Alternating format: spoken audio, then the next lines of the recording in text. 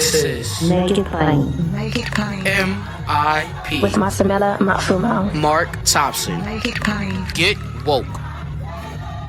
Do you ever feel like life is a never-ending series of lessons while you try to find purpose, meaning, and answers? I am Vanessa Fontana, the host of Figuring Shit Out, a podcast where we undertake self-help, coming of age, and healing.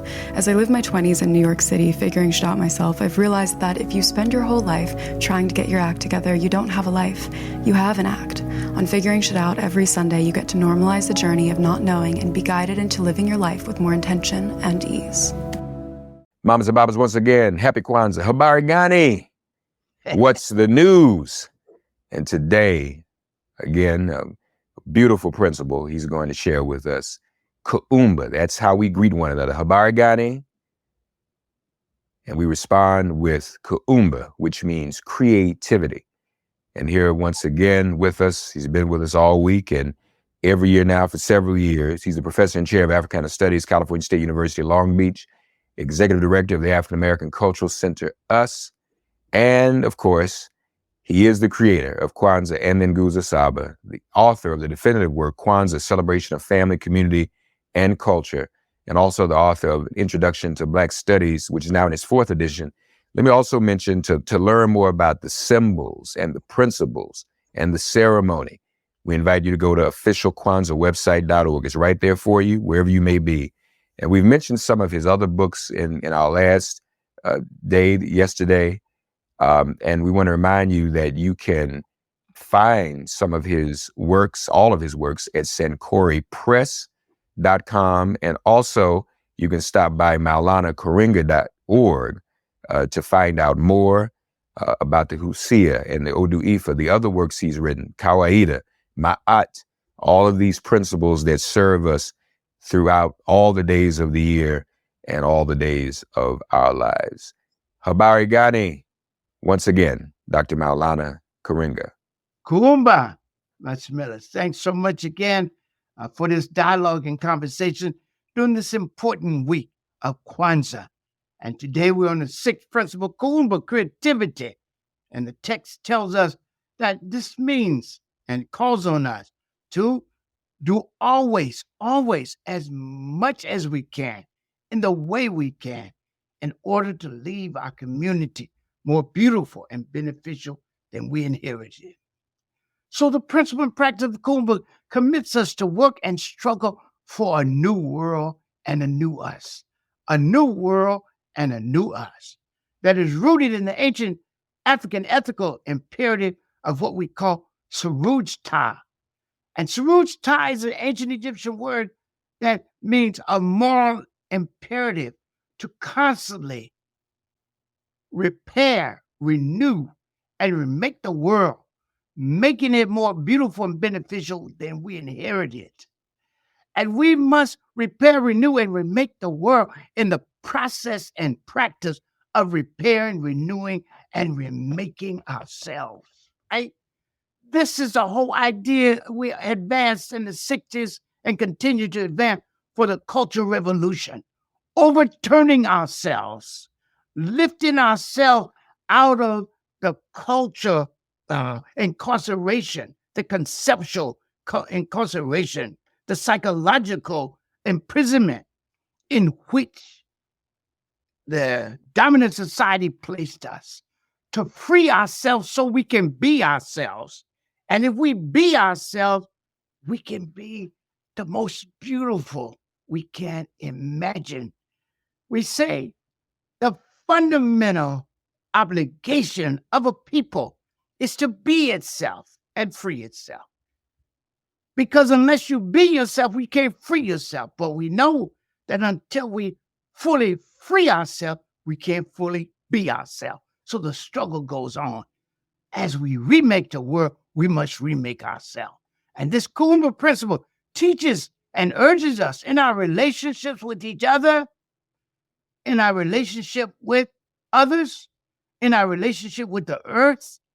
It says this: raise up what is in ruins, repair what is damaged, rejoin what is separated, replenish what is depleted, to set right what is wrong, to strengthen what is weakened, and to make flourish that which is fragile and undeveloped. It's a beautiful concept, repairing, renewing, and remaking the world in the process and practice of repairing, renewing, and remaking ourselves. This principle speaks in a larger sense, not only to our always striving to make our own community constantly better and more beautiful and beneficial, but the whole world, because we don't live in isolation. We are surrounded. And we're not just Watu human beings, we're also Walenwengu world beings. And we must think like this. So this Kwanzaa, as always, we put forth the possibility again of repairing the world, making it more beautiful and beneficial than we inherited. This we do in the spirit of the ancient African concept of Suruj Ta, I repeat, remaking the world in the process of remaking ourselves. But inheriting this concept is a call to heal ourselves and each other as well as the world. We have been wounded, but we must see ourselves as injured physicians, not simply victims, but injured physicians who have it within themselves to heal themselves, to repair themselves, to renew themselves, and remake themselves in the process and practice of repairing, renewing, and remaking the world. This is the real meaning of reparations, right? It's not simply about receiving monies, although that's key, but it's also about the larger struggle to achieve justice for people, accountability from the oppressor, and to pursue liberation and the radical repairing we do to ourselves, society, and the world that would change our lives and change the world for future generations. Now, the concept of Suruj Ta is rooted in the ethical teaching of our ancestors that we constantly injure ourselves. As the messenger used to say, Elijah Muhammad, and also Haji Malcolm X following that. Sometimes we're greatly unjust to ourselves. Zumal Nafs is Arabic for that, that we injure ourselves. We're unjust to ourselves. We're unjust to each other sometimes. And sometimes we're unjust to the world as a whole. Not only by what we do wrong, Black people, but also by what we fail to do right. When we turn a blind eye to injustice, right? Or deaf ear to truth, or cold heart towards suffering in the world, we do damage to ourselves and each other. It's what Nana, Dr. Martin Luther King talked about, a betrayal of silence, when silence and inaction, right, becomes a betrayal, not only of the people suffering, but also a betrayal of ourselves, the best of what it means to be African and human in the world. Do you ever feel like life is a never-ending series of lessons while you try to find purpose, meaning, and answers? I am Vanessa Fontana, the host of Figuring Shit Out, a podcast where we undertake self-help, coming of age, and healing. As I live my 20s in New York City figuring shit out myself, I've realized that if you spend your whole life trying to get your act together, you don't have a life. You have an act. On Figuring Shit Out, every Sunday, you get to normalize the journey of not knowing and be guided into living your life with more intention and ease. And the Odu Ifa teaches us, we live in a world and web, I repeat, of interdependence. And therefore, anyone who does good does it for themselves, and anyone who does evil does it to themselves, right? So keep in mind that there's a reciprocity here. If you do good for others, Lady Tasset says in Usia, you could do good for the world. That the good we do for others, we're also doing for ourselves, for we are building the good world, the moral community we all want and deserve to live in. We do damage to the world, ourselves, and each other in varied ways. We do damage when we fail to follow the best of our ethical and spiritual teachings, as we said in the Million Man March Day of Absent mission statement. When we fail to use the best of our ethical teachings, we might also use religion to disrespect and impose on others. That's wrong. We do damage to the world when we try to justify unjust war, or remain silent when you see slaughter going on in the world as today. We do damage to the world when we seize and occupy others' lands or let other people do it without us opposing it. And when we claim our special religious and racial status above and beyond all other people in the world, that's damage to the world. We do damage when we turn a blind eye, as I said, to injustice, a deaf ear to truth, and an uncaring heart away from the suffering and pain around us and throughout the world. And we do damage when we make material gain the measure of all things, when we pollute and plunder and deplete and destroy the environment and undermine the basis for human life and all life on earth. And when we act in ways that dim and diminish the future for coming generations. So we must not do damage to the world for its damage to ourselves. Our ancestors in ancient Egypt in the Nile Valley taught that, quote, we must think of eternity and plan for the future for those who will come after us. We must leave them a legacy of good indeed. An ancient teacher in the Hosea said, I did good for my community. I spoke truth there. I did justice there, right? For I knew the value of doing good. It will be a storehouse of good for those who come after us. And Pharaoh Hatshepsut says, I added to what was formerly done, for I wanted it to be said by those who came afterwards, how beautiful is this which happened because of her.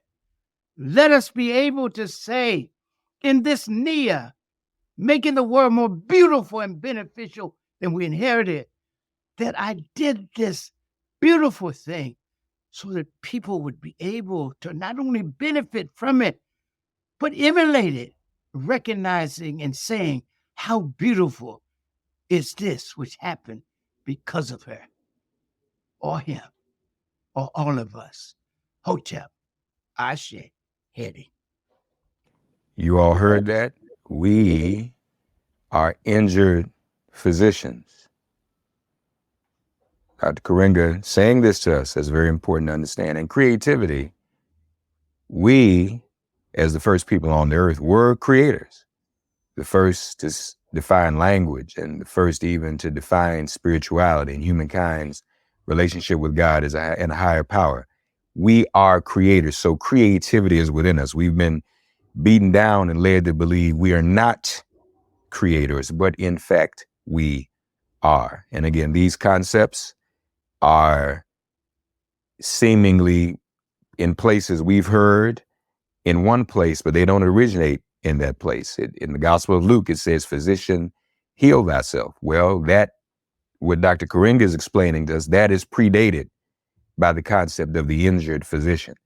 Where does it come from in Luke? So we must understand these concepts, folks, and teach ourselves. And by teaching ourselves, we also heal ourselves, all right?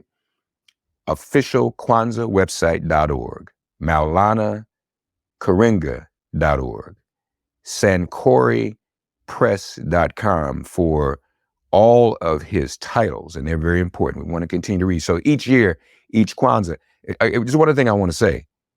We want to leave the world in Kuumba better than we found it. What have we always said as a people? Where did that come from? Before we ever heard of Kwanzaa? Teach. What did we say in our beginning sojourn here, in our beginning Ma'afa? What did we say during the Great Migration from the South to Detroit and Chicago? We always said generationally, we wanted to leave our children better off than we were. Now.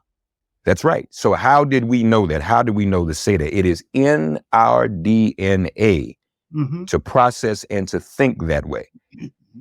And so what Dr. Karenga has done with Kwanzaa is restore us to our greater glory. So we must begin to think that way even more so. Let's leave the world better than we found it. The world, not just ourselves, but the world. We're not minimized. We just ate our neighborhood. We must take care of our neighborhood, but we must also have a global. Malcolm said, think globally and act locally. And a lot of times we're defined by some small thing, but we are a world people, as he has said to us. Official Kwanzaa website.org. Folks, once again, as we greet one another today, Habari Gani, the answer, the response is Kuumba. tomorrow. Imani, join us once again with Dr. Karenga. Habari Gani. Happy Kwanzaa, everybody.